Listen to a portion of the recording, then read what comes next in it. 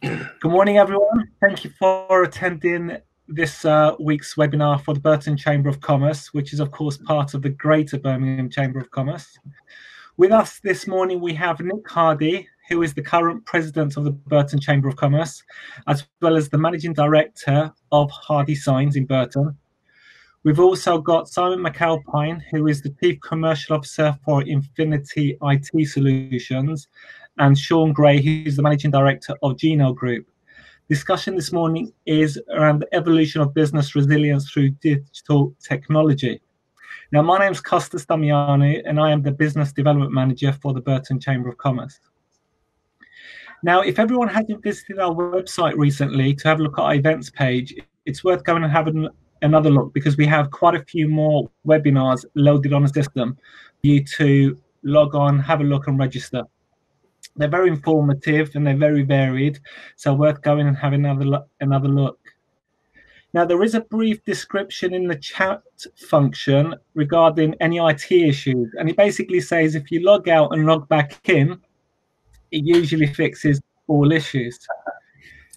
Now, the format for this morning is we're going to move over to Nik Hardy in a bit, who's going to give his bit, then over to Simon McAlpine, then over to Shaun Gray, and then we'll come back for a questions and answer session. If anyone has any questions they would like to ask, the question section is enabled as we speak. All you have to do is click the question mark. You're able to ask a question. If the question is directed to either Nik, Simon, or Shaun, please put their name, or then we could work out who's going to answer the question as it arises. Now, that's enough from me. Let's move over to Nik Hardy, who's going to start this week's webinar. Thank you, Kostas, and good morning, everybody. As Kostas said, I'm Nik Hardy. I'm the current president of Burton Chamber of Commerce, and I do welcome you all here today. The purpose of my slides really are just to give you a feel of the Chamber, Hardy Signs, what we've been doing to survive during these uncertain times. So firstly, with a quick Chamber update, the Chamber has kept busy over the last couple of months with lots of different activities, obviously all virtual, but we've had our committee meetings as normal. We've had networking on Twitter, which has been very successful, and also other virtual activities. Just to give you a quick update as well on the AGM, which was due this month, and actually that's not happening, but we have some quite firm reassurance that it will be happening around October time, whether it's virtually or face-to-face, probably the former, but it will happen and we will get all new people in place. I'm staying on for a third year, you'll be pleased to hear, and we'll be going from there. So coronavirus, obviously it's affected all of us. The Greater Birmingham Chamber of Commerce website has been a massive help to me, and it's got all the information that you could need just to give you reassurance that it's not forever. Things can get better, and I'm sure they will. Now, my slides, when you receive them at the end of the presentation, I've all got links through to the various websites, including our own, the Chambers, and information also for business that I've used during the last couple of months to help my business. Next slide, please, Jess.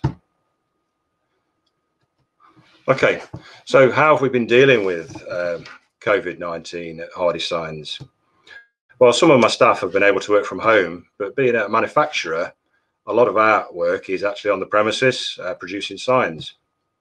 So what I've had to do really is keep full control of keeping in touch with my staff, and I've done this through lots of different methods since we had to shut down in March.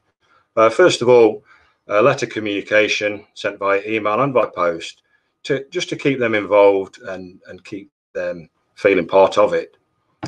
We've obviously been in touch a lot on social media, WhatsApp, Microsoft Teams, and I've also made a point of calling the staff at least once every week to 10 days just to reassure them that the business is still going to survive. The business is going to be there after all this has died down. And I think all of this really reassures your staff.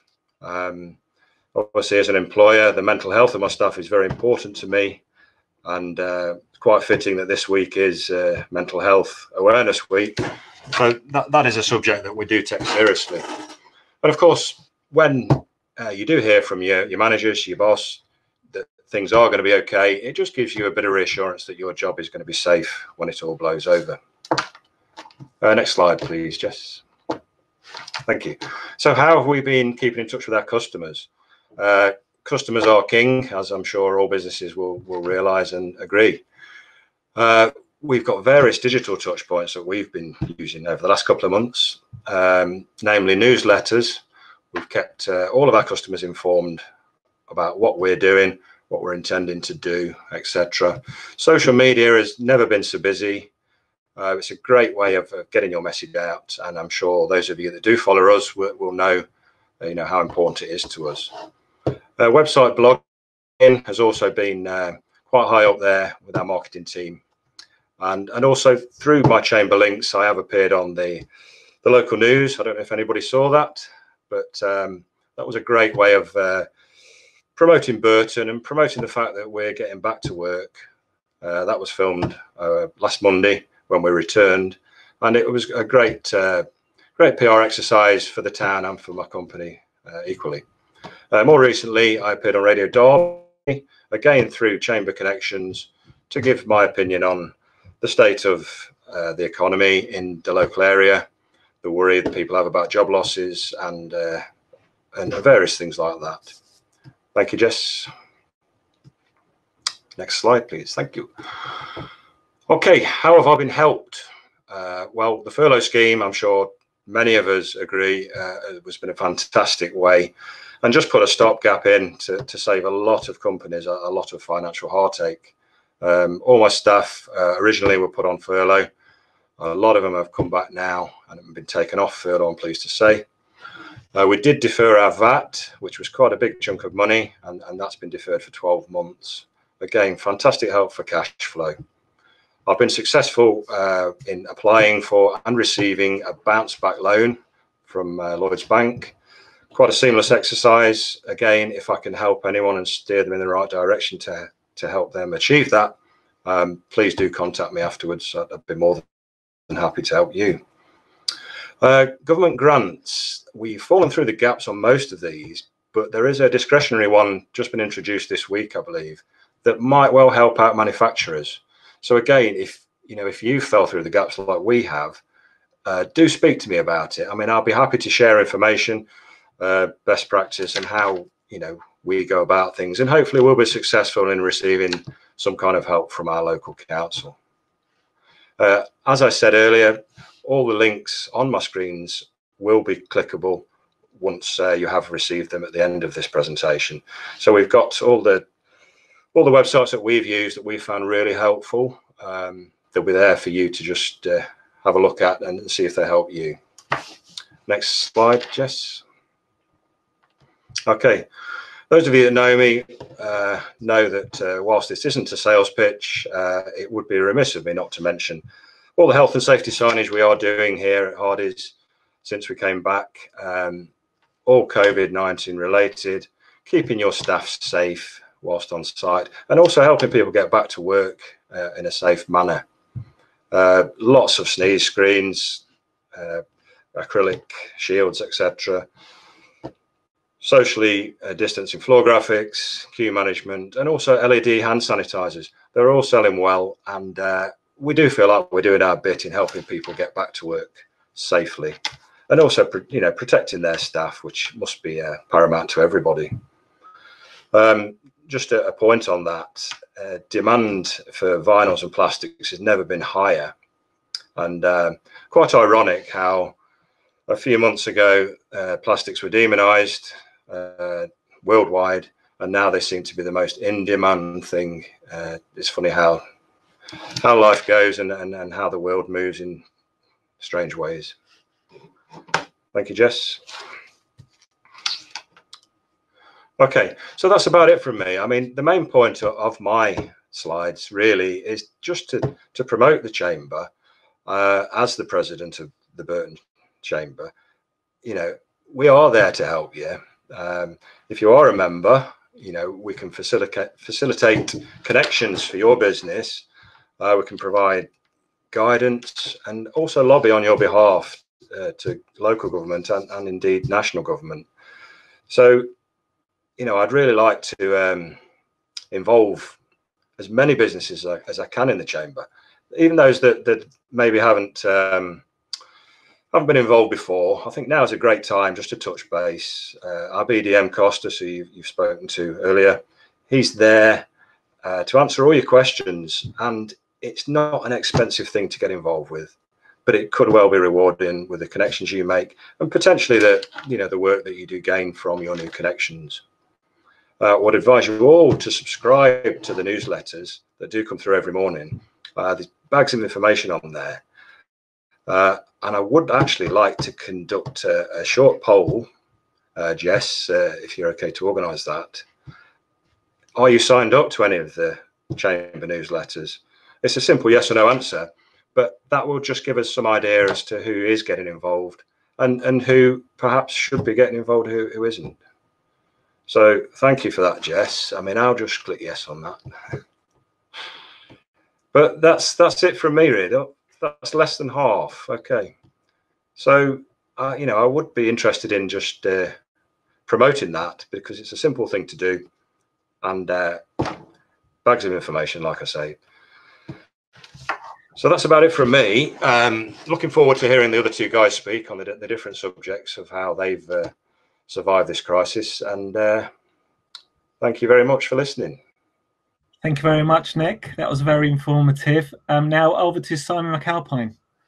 Okay, so morning, everyone. Firstly, thank you to the Birmingham Chamber for inviting us to talk about quite an important topic.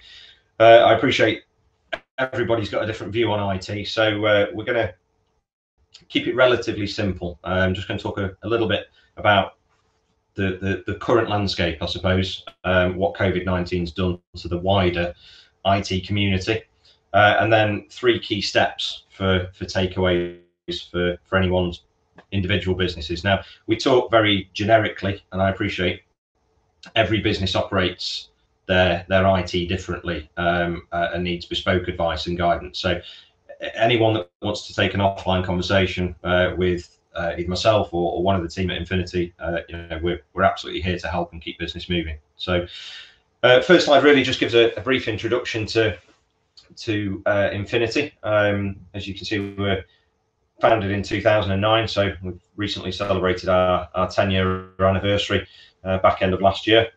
And we are effectively a managed service provider. We're a platform for all of the businesses to consume IT resource from. So whether that's our 24/7 service desk, where all the businesses outsource their IT operation in its entirety to us, or whether it's the supply of things like cloud services, Microsoft Teams we heard a few moments ago, or hosted telephony, or traditional on-premise server storage. Infinity is a single service for that sort of requirement. So we're an 1813 member of the Chamber, and I echo Nick's comments from earlier.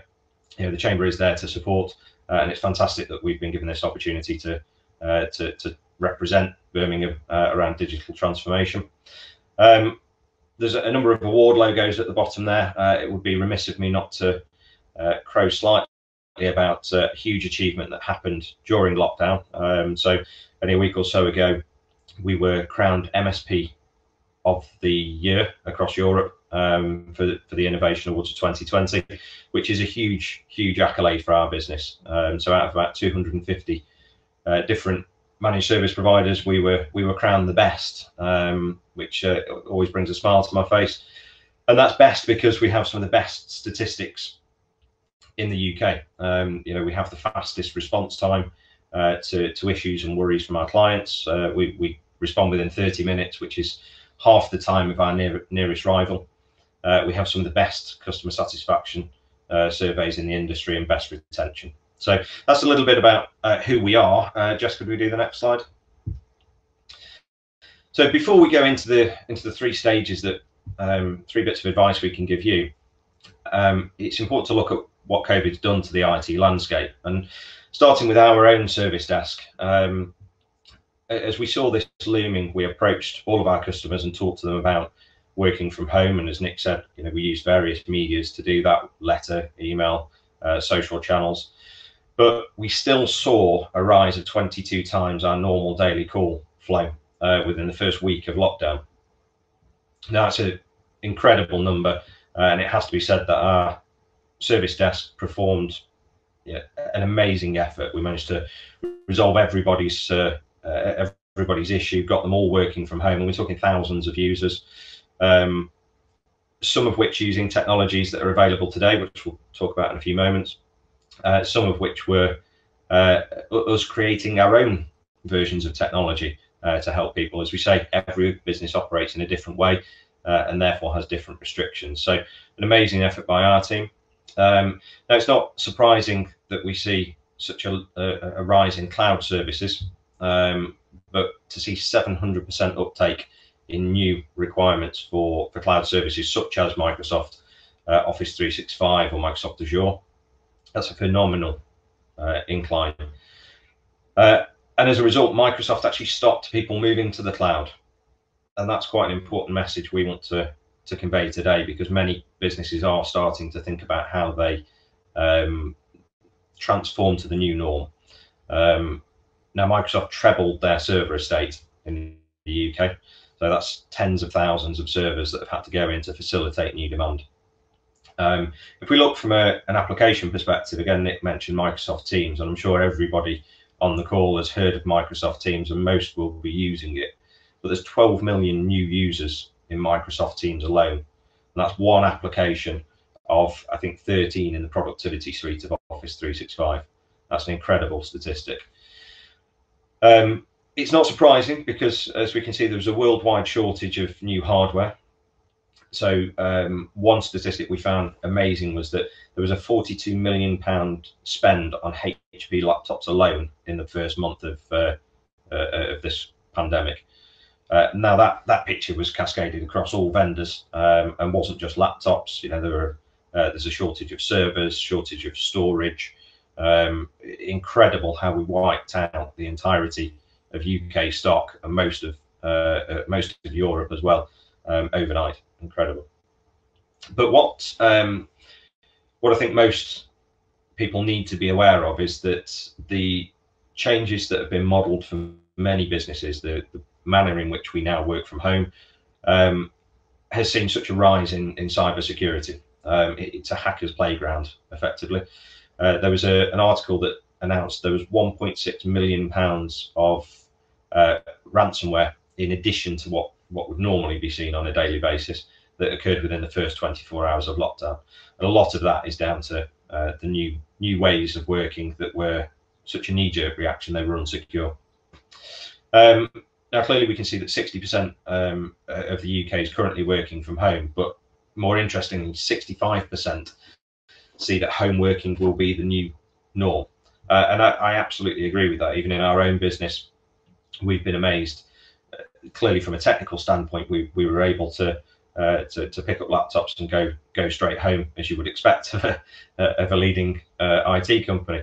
But at a cultural level, we're amazed at just how engaged the whole team is, despite our geographical separation.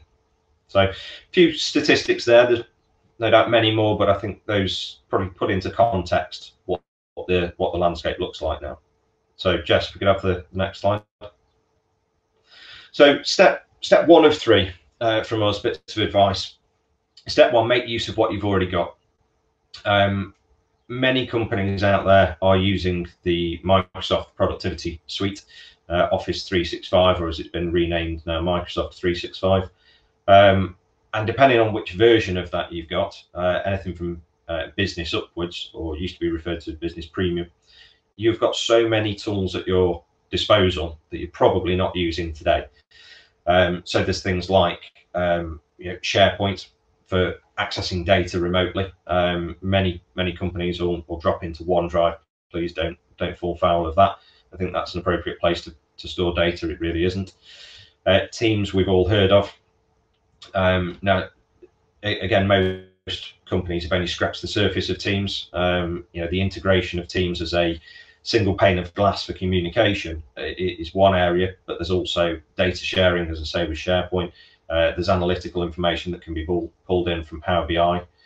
We can turn Teams into your main telephone system as well to give users a seamless experience and one point of contact in an application for main inbound calls and outbound calls off network. But there's other things as well. There's things like Power BI for data analytics. There are things like forms, you know, surveying. I noticed that we've just done a poll there, and I noticed that the Chamber use things like SurveyMonkey, which is a paid-for application. There are applications called Forms that are free that you can use to do your own surveying and see what your customers are doing and what they need from you and your businesses. And there's a whole suite more that are available to you within the licenses that you probably already pay for. And you can see there's other applications there: Slack, Yammer, Zoom, Fireflies. All of these are productivity tools that are there to make you operate in a different manner. So Jess, next slide, please. Sorry, I think my internet dropped out for a second there. So step 2 is use the quiet time to plan for the busier times. It's the best advice we can give any business. Cloud computing is going to see a huge incline in adoption, and we are forecasting and expect that we'll see another stop from people like Microsoft or AWS because the demand will be so great. So consider taking a cloud readiness assessment, because the cloud as a platform in principle can fit any business, but whether it's commercially viable in certain sectors is another matter, and it goes much deeper than just providing effectively resource online. It's how you make it accessible. It's whether your networks can take it, and linked to the second point there, will your security or your current security measures allow it? So we need to make sure that we've got a multi-layered security policy. There are multiple attack vectors.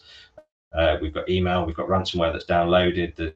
There's many that are injected into documents that then we put on our production storage.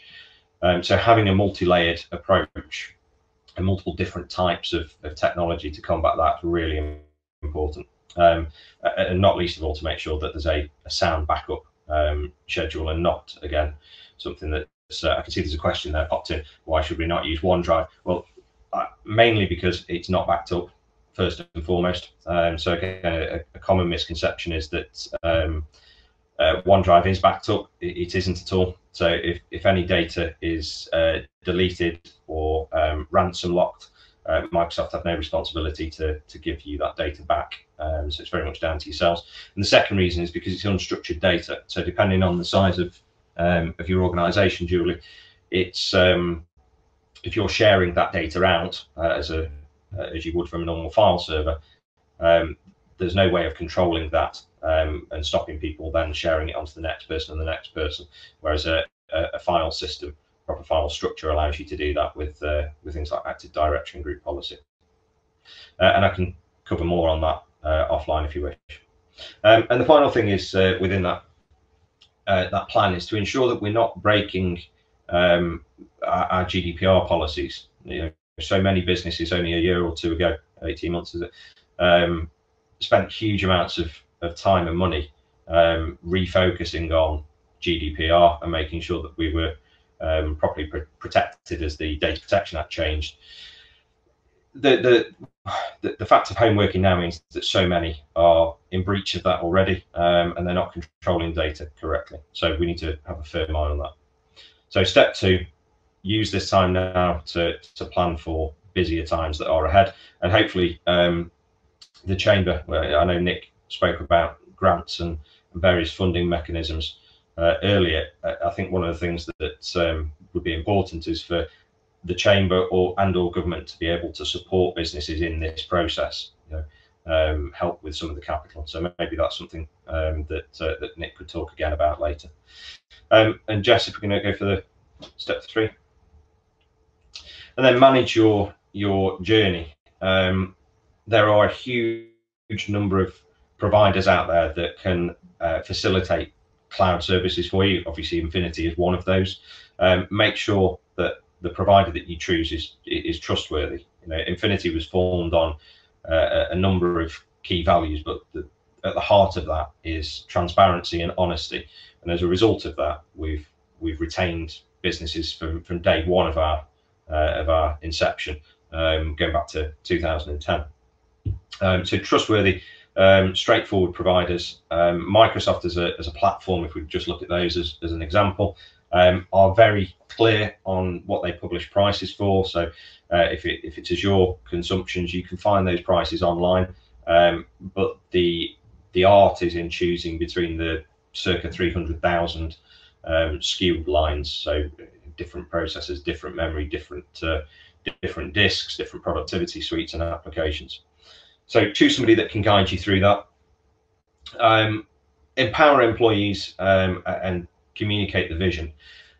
This really is around, I was talking to a business last week, and they were talking about the adoption of things like Microsoft Azure, WVD, Teams, and many others. And they said that their workforce wouldn't really get behind it. And that was one of their biggest barriers to entry and change. Interestingly, only a week on, the way we've handled that, we've communicated that through the HR team and planned and published what the business is going to do. And every employee is massively behind it and supporting it. And I think that's one of the things that COVID's changed, is people see that technology is there and it does work. Even there we use the phrase technophobes, people who really know about this technology but have never used it are embracing it and actually seeing just how great it is. So communicate with your staff, tell them what you want to do. You'll find that they'll be behind it, and obviously the company you choose should be able to help with that. And really the remainder is all about how you manage that journey. If you choose a company like Infinity to do it, we handle all of that process for you. But as Nick said, it's not a sales pitch today. So I think that's the last slide from us, is it, Jess? Yeah, it is. So thank you. If anyone's got any questions, I'll be delighted to answer them. Thank you very much, Simon. Hopefully we'll have some questions come through to be answered towards the end. And now over to Shaun Gray. Okay.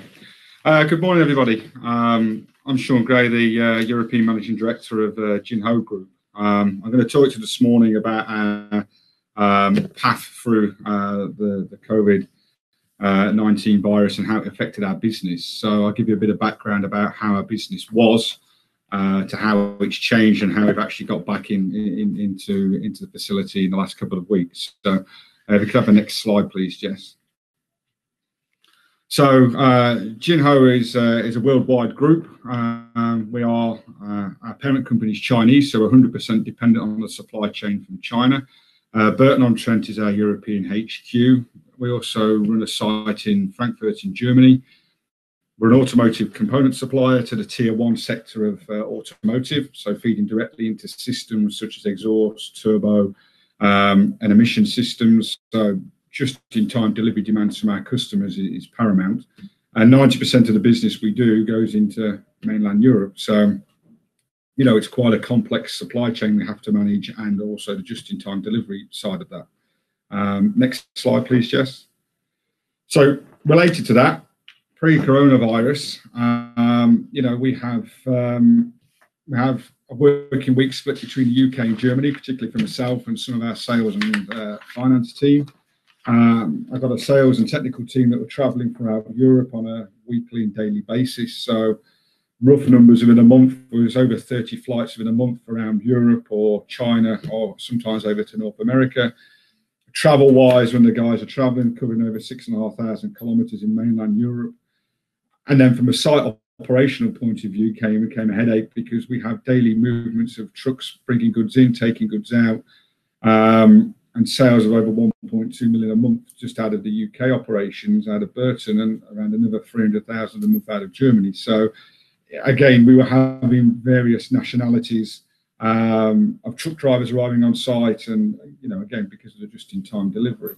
100% of our staff at the time were office-based, and we did operate some limited remote systems for managing our MRP system. So, at that time we were not so digitally focused or based. So, next slide, please, Jess.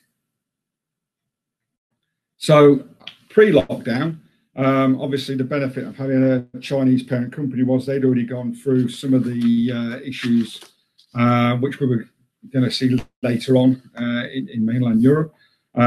So we limited the site movements at the time when we started to get a lot of the data coming out, particularly out of Italy, and started to then ask our transport companies to basically, we need to be pre-informed of the nationality of the drivers arriving, because again, we're going all over Europe.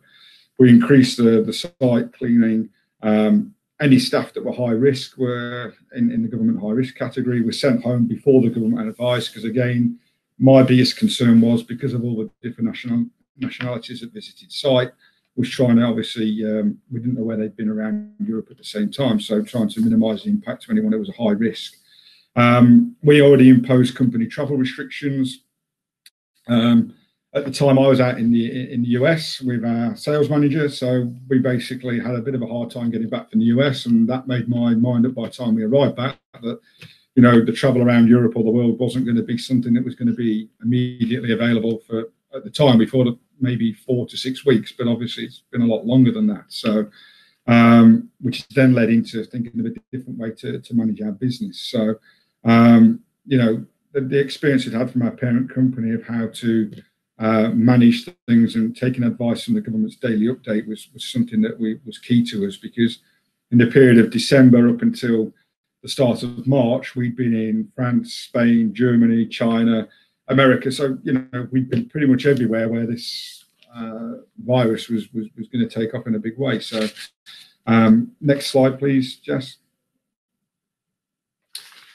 So then came, obviously, the lockdown, which we had to manage things in a different way. But being part of manufacturing and also a complex supply chain, we still had to manage our customers' expectations. So we've seen some of our customers already shut their facilities down early. Car manufacturing plants in Europe closed a lot quicker than what they did in the UK. So we got to a point of trying to move all non-essential staff to work from home. Which luckily most staff had laptops, a couple didn't because they were mainly office-based. So we had to go through the whole thing, like Simon was saying, trying to procure laptops and set up different remote connections for workers to work from home, which had its challenges at the time. And I would advise anybody who hasn't done it yet, because there could be a possibility this does return. To certainly look at your IT providers and how people, the internet speed they've got at home, how they're going to get a connection. Some of our guys actually now connect through a mobile data service because their connection speed was too low. So again, we have to talk about mobile service providers to make sure we got enough data allowance and things set up on the system for them to connect their computers and things to. We then moved into having daily calls established for each department to try and keep everybody focused on what we were doing on a daily business. So we'd have the finance call, production planning, sales, and then a daily call with our production plant in China as well. So we set those for certain times of the day, and they were primarily all done on audio to start with, again, because we had a whole suite of things available to us through Microsoft, which we hadn't really investigated, didn't look at, or to be honest, some of it we didn't know was there. So we had to, most of what we were doing was via audio. One thing we did very quickly was look at our emergency forward cash flow. Because of what we do, our payment terms vary between 60 and 120 days. So the immediate impact for us in the cash flow terms wasn't that dramatic, but future months down the line, it certainly would be. And then we'd already got a disaster planning implementation plan that we developed over a number of years, having worked in previous companies that have gone through some situations that were out of their control. We'd already established a plan which related to the business on a reduced turnover and sales. So again, I advise any company out there that you should always have a contingency to a business to be able to put a plan in place. It means you can take at least a 30% hit to your sales and turnover for a period of time. So we already had that in place, but the knock-on effect's been far worse than that at the moment. The bounce back loans and the BIT loans, again, we were pretty well set up for dealing with that because we have a very good relationship with our bank. We are still a small to medium-sized business because of our turnover.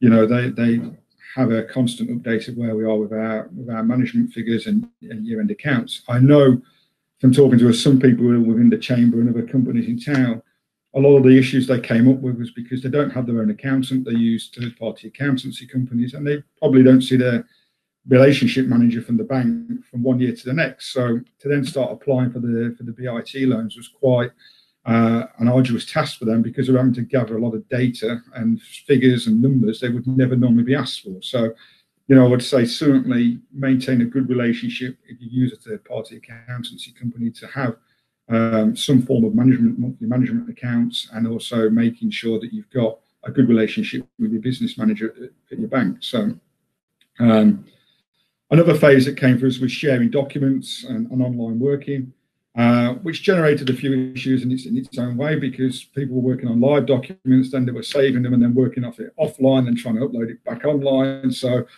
again, the whole continuity of how to move the business forward and manage it during this phase became a bigger issue for us.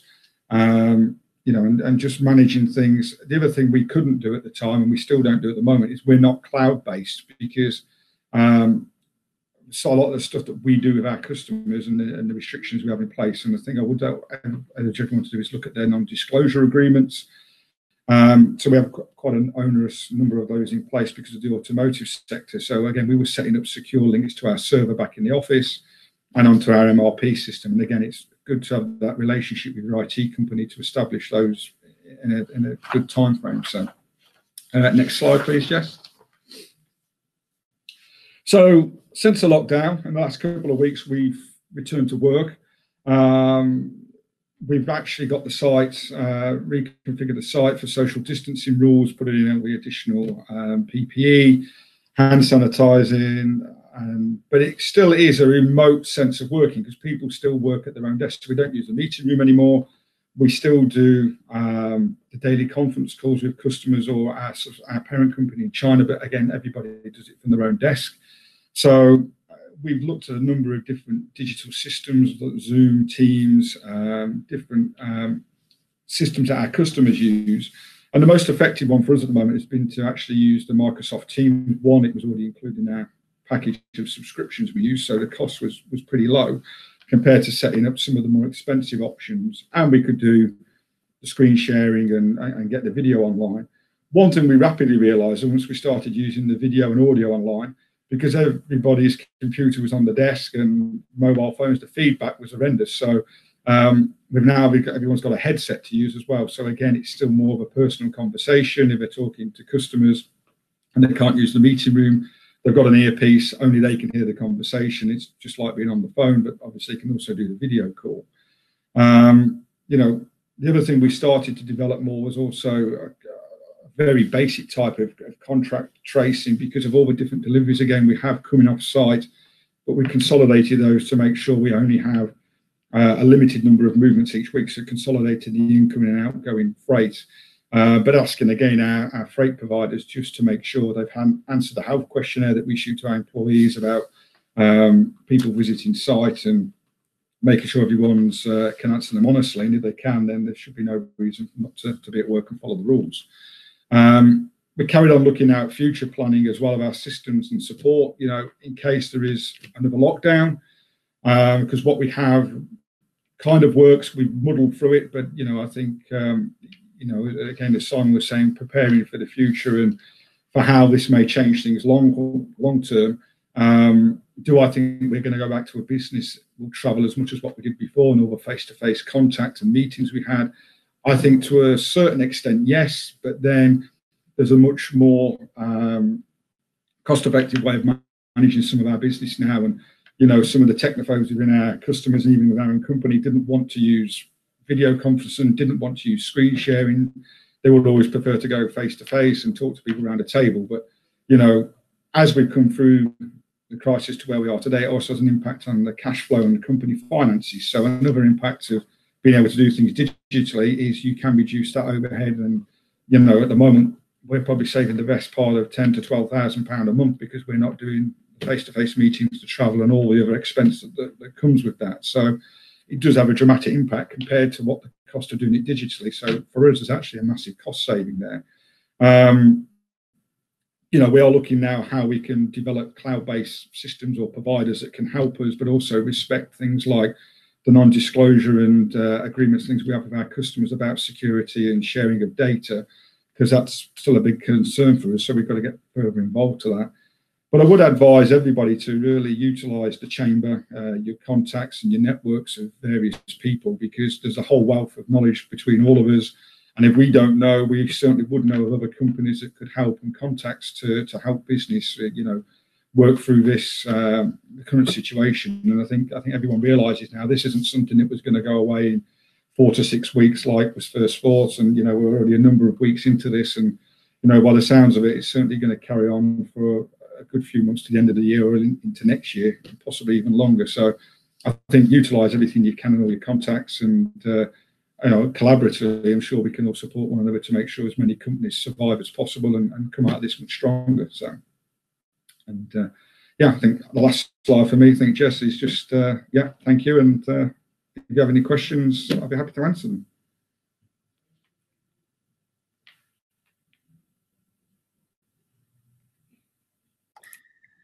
Thank you very much, Shaun. Nick and Simon, you can all come back online, and yourself, Shaun. That was very informative. 3 different topics with various themes, which were all interesting. I've got questions for all 3 of you as well.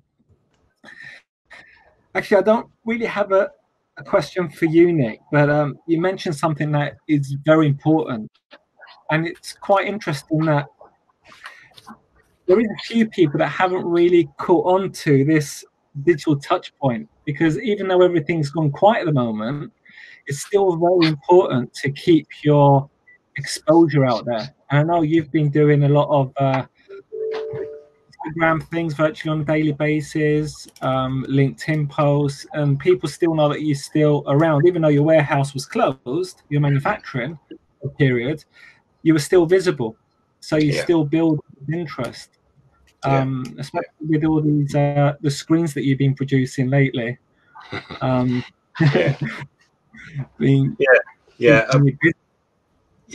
say, just to reiterate, it has been vitally important, because probably over the last 18 months, 2 years, social media has really taken off. Now, some people don't, you know, particularly warm to it, but I think used in the right way, it's a massive marketing medium that more businesses should embrace rather than shy away from. No, I totally agree with you there, because I'm so used to going and meeting people face to face. That's the way I've always operated. It's my preference overall, but due to being stuck in the home office for the past 2 months, I needed to change the way I operate. And LinkedIn has now become a monster. It's continuously pinging for me. I've increased my connections by 2,500 in the past month. My profile views has gone crazy, and it's all because every day I'm putting something on social media, and I'm getting that exposure, and people are coming to me and my colleagues for information around, you know, what support's available and all that kind of stuff. So even though we're not bringing in new members as much as we used to, it's all about passing all that information. And because we've constantly got interaction on social media, we're busier than we were pre-lockdown, which is quite ironic, really. And it's all due to the digital touch points you mentioned earlier. Yeah, definitely. And I say, you know, whilst we have had a lot of bad news in the last couple of months, good news isn't far away. And just one thing to remember, good news does travel fast. No, it certainly does. There's a question for Simon.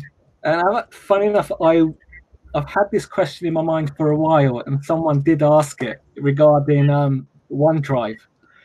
Now, I'm a Dropbox fan myself. Is that based on the same criteria? It's still not as safe? No, So it's so Dropbox for both providers, Microsoft and Dropbox, offer business grade storage, which has a different infrastructure behind it. It's a different set of principles, but both also offer a free version, effectively. So Dropbox has a personal version, and OneDrive is a personal storage device. So it's essentially understanding the difference between the two. If you're using Dropbox for business, it's a fantastic product. It does allow you to control data. It is backed up. There are, I think it's near infinite restore points on document revisions. And we have recovered people who have had ransomware and had Dropbox encrypted. We have recovered them. So it's understanding where you're putting your storage. Now, OneDrive itself, as I say, it's designed, it comes with your Office 365 tenancy or your subscription. And bear in mind, these are personal subscriptions. It's designed for you to put your working papers in, your personal spreadsheets, your even some family photos perhaps. It's not business grade storage. It's not protected in the same way, and it sits on a completely different infrastructure. Right, okay. No, fantastic. Yeah, I use Dropbox for business, and I swear by it. Dropbox for business is a great product. There's no question. That's I great. think if I could just add a little to that, Costas, the challenge with Dropbox, whilst it's a good product, is it's about how disseminated your data is. So Shaun talked earlier about non-disclosure agreements and where data resides. Now with Microsoft, if you're putting it into the equivalent of, let's say, a SharePoint data set, which is equally as accessible and controllable, you can choose which data center you want it to be in. So you can say it has to be in a UK data center, or if you're a company that trades throughout the EMEA or even further, you can choose silos of data to sit in certain countries, so that you don't fall foul of things like GDPR or if there's particular NDAs that require you to leave data in a certain area, you can do that. Whereas with Dropbox, you can't.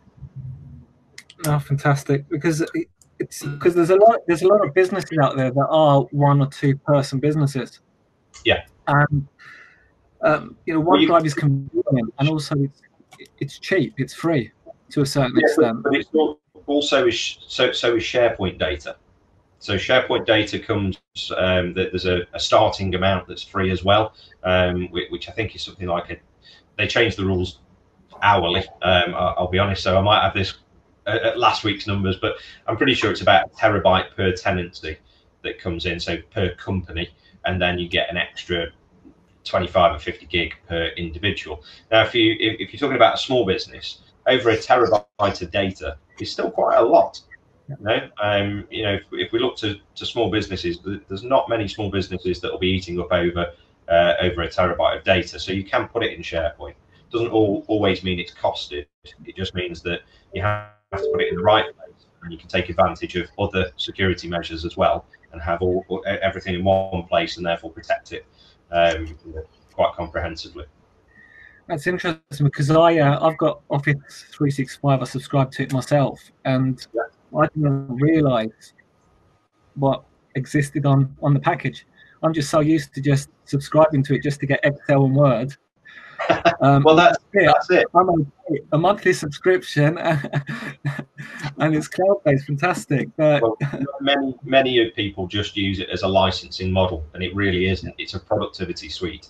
So if you've got business premium as the near enough the entry level, you've got access to so many different applications. You've got things like Stream, which is a very well hidden tool, but it's effectively like a private YouTube channel for your internal business.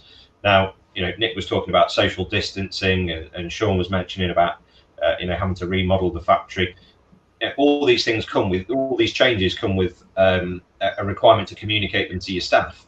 Well, if you wanted to create videos on that, instead of producing less engaging bits of paper, you could just host them on stream instead of having to put them to something like YouTube that's unlisted. So again, better data protection, and you've got that facility today included within your subscription. No, fantastic, thank you. So Shaun, you've had a few challenges at the beginning to get everyone to work remotely. It surprised me how many people don't actually have a computer or laptop at home. So during all this, people had to sort of find, technology to be able to do some work, and you managed to figure that out.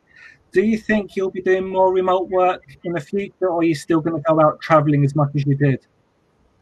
I think it's an interesting question. I mean, because some of our customers we've been talking to recently and doing it by video conference or just a normal audio conference are still saying they want to see us for face-to-face meetings as soon as they possibly can. Others are taking a more cost-effective approach. But I think between the various parts of our company internally and with our customers, as long as we get the same result and we can make the components and we understand the engineering behind it, and we can do the commercial discussions on a more open basis like you would over a face-to-face meeting. And that's one thing why I moved a bit from being mainly audio to video, because some of the things that you don't pick up people's body language just over audio. At least when we do the video and we're talking to customers face-to-face, or even internally talking to some of our production engineers face-to-face, because they live in cuckoo land at times, you could actually get a reaction of seeing if it actually is going to work or not, or where you are, rather than just listening to the quotes. And I think you actually get an experience that you want to get the same level of engagement using the video conferencing that you would from a face-to-face meeting. Whereas with the audio, sometimes you'd sit there and the response was very lackluster or very distant, and you were like, well, are they really listening to me? So I think we're trying to push as much as we can now to get onto the video conferencing side of things. But I think there will always be an element of travel that has to be roped into things like that. So it just depends what level of the business now we get people to try and do it more remotely rather than doing it actually face to face. So fantastic. And we did thank you very much, Shaun. We do have a question from Richard Wellman, and his question is: do the panel agree that due to COVID-19, companies' website sales process and rate are much more important? Now, I guess, Nik, you got a lot of website presence, and Simon can probably give some input in this. Yeah, by all means. I think is it much more important? I think it's always important, isn't it, to have a strong website presence, be able to transact online and be found online. I think it's always been important, but I can agree with the fact that it's, I suppose, raised the profile of it, because if you haven't got the capacity to let enough visitors on your site, that becomes an issue. Personal experience, I tried to buy something off Wix's website during the lockdown, and it's the most horrendous customer service experience I've ever had. I couldn't get on the website. I had to queue. When I did get on, my payment went through twice, and they didn't complete my basket. So effectively, I spent double what I was going to, and I've got no product at the end of it. So I think in that respect, yes, having an online presence that is resourced correctly and can scale at the touch of a button is really important. And some of the things we've talked about cloud computing, one of the main advantages is that you can set the resource for the normal times of business, but if you need to upgrade quickly, you can just turn the dial on it and increase capacity on demand, whereas you simply can't do that with on-presence or if you host yourself. Oh, fantastic. Yeah, I think more people will be looking at their website capacities in this time, and also it's the only way of being more visible as well, isn't it? Yeah. People can't visit you. On social media right at the start of this about keeping your business, online, showing your presence, keeping it at the forefront, even if it's quiet times. And the businesses that have kept visible and done their duties by their staff and what have you are going to be the ones that come out of this remembered well. Yeah. I'd just to come in there, I'd agree with that. Richard, just to answer your question from my point of view, your website's always going to be important. We class it really as an online brochure more than an e-commerce type shop offering a bespoke service. So depends on the business. Yours is cars. I assume you're still tuned in. People are going to want to see and touch cars. They're not just going to buy a car online. So again, really depends on your business, but a good online presence is always a sound base for any business. Excellent. Lav, one last comment before we come to your final thoughts for the webinar. I guess, Simon, people are really surprised of how easy it is to actually work from home. Because people are so used to working in the office, they didn't realise that actually they can do a full day's work, being at home in front of a computer and being as productive. From all the work that you've done, are you seeing that people are going to capitalise on this? Yeah. I think that this will become the phrase "the new norm's" been coined a lot of times, hasn't it? But how can we ignore it? So, you know, as business owners, senior managers, nobody can ignore the fact that our teams have been productive and embraced technology for the most part. I think that sends a good message for us as employers culturally to say that actually, you know what, we do trust you to work. Your productivity is actually in most cases gone up. Technology to do it without Shaun said, you know, started using Microsoft Teams, and that's the wake-up call for everybody, isn't it? You know, it's so reliable, it's so good, we can get the feedback that we need. Yeah, I don't think it will ever replace face-to-face contact completely, but home working is definitely here to stay. Just look at the environmental impacts.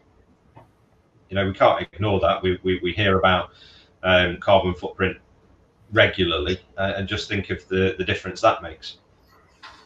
Yeah, it's amazing. It's like this is a great example which relates to business as well. I'm a magician by trade, and I'm a member of the British Magical Society, which is actually the oldest magic society in the world, and it's based in Birmingham. And I'm on the committee of that. And there's people travelling 60 odd miles to come to the committee meeting once a month. And we realise we still need to have them. So I introduced Zoom to them. Now, these are people that are not au fait with technology. And they thought, why are we travelling all this distance for this committee meeting when we could actually do it from home? Okay, we still have to go to the club for the regular meetings and everything. And it just shows that, you know, this technology has been there and lingering in the background, especially for businesses. Actually, embracing it to save yourselves a lot of money, a lot of time. And who knows what the world's gonna be like in a year's time.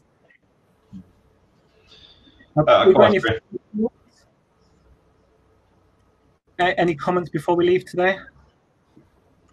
Yeah, I think my only experience I've had with our team and home working and coming back into the office to work is the fact that you know, a couple of the guys have just having a chat at work and seeing different people have opened up a little about how mentally they found it hard to work from home because it's a new way of doing things. And having at the moment, obviously, they've got kids around and family around, so it's not like an environment they can concentrate on 100% of the time.